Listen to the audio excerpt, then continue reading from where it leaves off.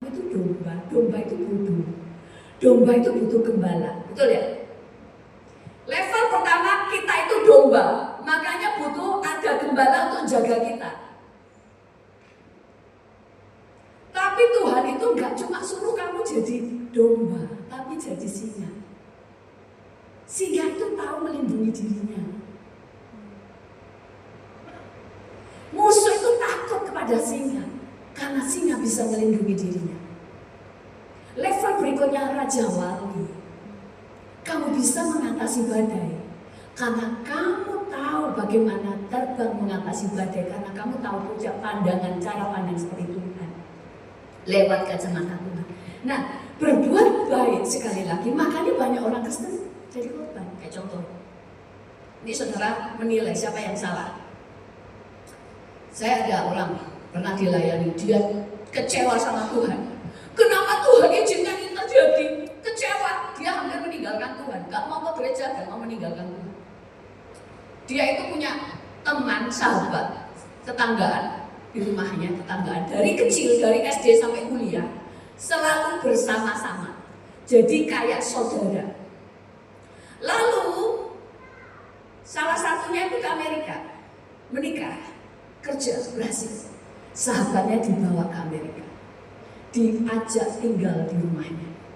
Terus dia bilang gini, kamu yang ke pas suaminya, yang ini carikan kerja kan dia, carikan kerja. Terus dicarikan kerja.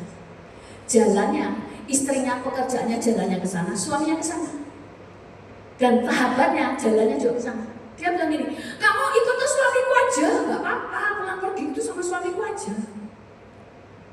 Setelah itu, baru tahu, setelah 2 tahun, bahwa mereka itu selingkuh selama 2 tahun di rumah dia sendiri. Yang salah siapa? Syaitan. Apakah karena Tuhan mengizinkan terjadi? Kamu yang buka, ngundang setan masuk ke rumah. Betul? Makanya kemarin, tadi pagi saya sampaikan, banyak orang itu berpikir nakoda kita adalah Yesus. Salah, nakoda itu adalah kamu. Kamu yang menentukan hidupmu.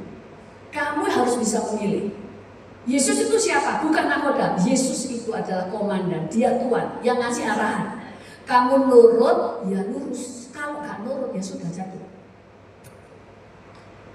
Makanya sekalipun kalau kita sudah berkeluarga, usahakan jangan ada wanita lain di rumah kita kecuali emak kita atau mertua. Mertua aja ada yang ganas. Betul nggak? Di sini nggak ada. Jangan curiga sama mertua saudara lo ya. Loh, kita itu makanya kita harus ngerti perbuatan baik tapi nggak bodoh. Nanti kita akan lihat Tuhan itu ngajarin kamu itu harus penuh perhitungan dan bijaksana. Kalau ada saudara kita nginep, oke lah, pokoknya seminggu. Jangan sampai berbulan-bulan. Kalau sudah menikah, Alkitab aja berkata, suami akan meninggalkan ibunya dan bersatu dengan istrinya. Disuruh meninggalkan rumah. Ini sudah meninggalkan rumah, saudara bawa saudaramu ke situ. Makanya ada istilah ipar adalah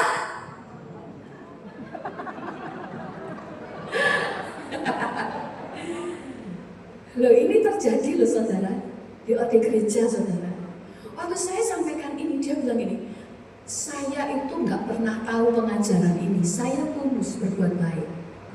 Adik saya tinggal di rumah saya, selingkuh dengan suami saya. Yang saya itu kalau suami saya selingkuh, saya pasti sakit hati. Tapi lebih sakit hati karena dia selingkuh dengan adik saya. Dan dia diceraikan, suaminya menikahi adiknya, Kristen. Karena saya selama ini berpikir berbuat baik. Makanya Tuhan itu ajar. Saya pernah khotbah tentang membangun batasan. Itu penting. Jadi berbuat baik pun harus benar. Makanya di dalam hidup kita supaya hidupmu itu lurus. Pertama pengetahuan, dua hikmat, pertimbangan, lalu yang keempat pimpinan Roh Kudus atau suara Tuhan. Kenapa saya taruh di nomor 4? Kadang-kadang saudara nggak dengar suara Tuhan karena saudara belum peka, betul kan? Tapi Tuhan sudah mengajar cara hidup itu lewat firman. Firman itu hikmat, firman itu pengetahuan. Sehingga waktu saudara punya pengetahuan dan hikmat, saudara punya pertimbangan. Makanya Alkitab kan begini, kalau kamu mau membangun menara, bukankah kamu harus duduk dulu? Mengukur apakah aku bisa menyelesaikannya. Ini yang namanya pertimbangan. Ini yang namanya hidup bijaksana. Gak cuma, wah aku doa semuanya selesai. Nah, kalau doa semuanya selesai, Alkitab dari Perjanjian Lama dan Perjanjian Baru cukup isinya doa. Tapi Alkitab mengajar bagaimana hidup bijaksana di kitab Amsal. Khusus bicara tentang hidup dengan pengetahuan, dengan kebijaksanaan, dengan kecerdasan, semua ditulis. Makanya berbuat baik harus pakai caranya Tuhan. Ada seorang lagi, ini contoh-contoh perbuatan baik tapi mereka celaka. Ada seorang wanita, dia itu pelayanan, suka melayani orang-orang miskin. Ini di Amerika. Suatu saat, ini kejadian nyata.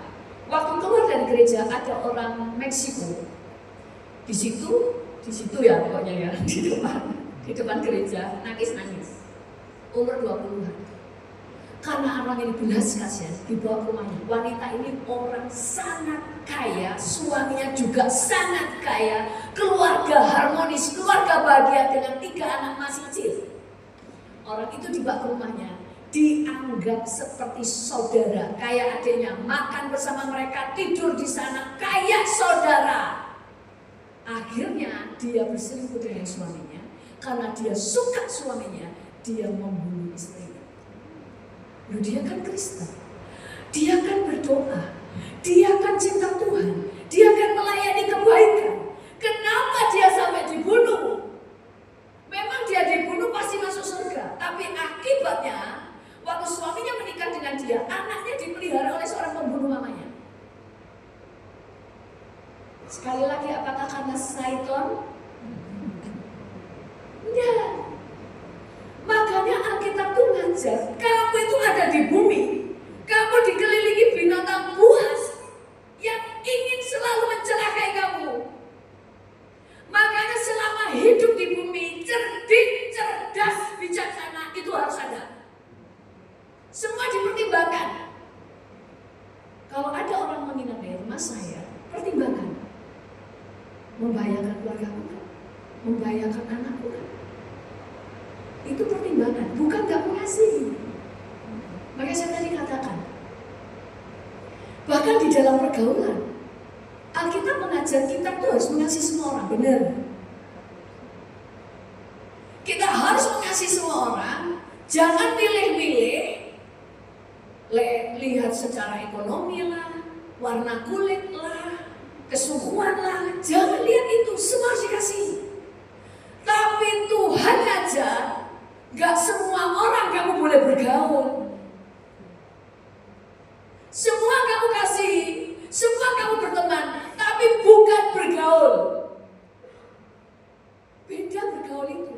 Bergaul itu kemana-mana selalu hangoutnya dengan mereka. Tapi kalau tujuannya memenangkan jiwa, bagus. Tapi jangan sendirian. Kalau kamu ingin memenangkan orang yang toksik, jangan sendirian. Atau saudara ada lingkungan nih, ada 10 orang toksik, saya ingin memenangkan jiwa. Saudara selalu bersama mereka. Percayalah, tidak lama kamu yang toksik. Saudara lihat Yesus. Yesus mengasihi semua orang, betul? Yesus mengasihi orang Farisi, betul? Yesus mengasihi para ahli Taurat.